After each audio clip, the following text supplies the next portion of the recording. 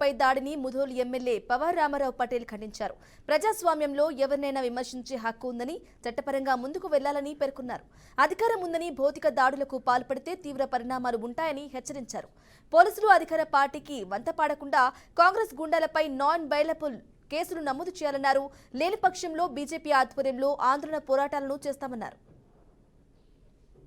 ఈరోజు కాంగ్రెస్ గుండాలు హైదరాబాద్ లో రాష్ట్ర పార్టీ కార్యాలయంలో దౌర్జన్యం చేసుడు, గేట్ పలగొట్టడు, లోపట్ల వచ్చి రాళ్లతో కొట్టడం ఈ సరి అయిన పద్ధతి కాదని నేను పూర్తిగా ఖండిస్తున్నాను. అయ్యా, కాంగ్రెస్ పార్టీ వాళ్ళకు ఒకటే బుద్ధి చెప్తున్నాను.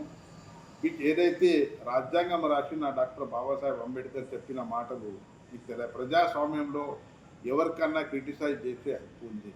మీరు కూడా మొన్న మా అమిత్ షా మీద క్రిటిసైజ్ చేశారు, మా మోదీ గురు మీద క్రిటిసైజ్ చేశారు.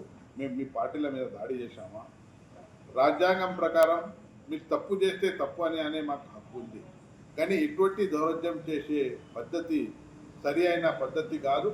మాకు కూడా ఇటువంటి చేయడానికి మేము సిద్ధంగా ఉన్నాం.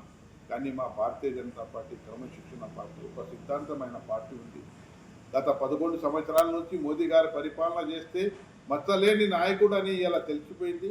అయ్యా, మీరు 10 సంవత్సరాలు మన్మోహన్ సింగ్ పీరియడ్లో ఏదైతే చేశారో ఎన్నో అవకతవకాలు, ఎన్నో స్కామ్స్లు మీ దగ్గర ఓవర్స్ స్కామ్ కట్టి మీరు చేశారు.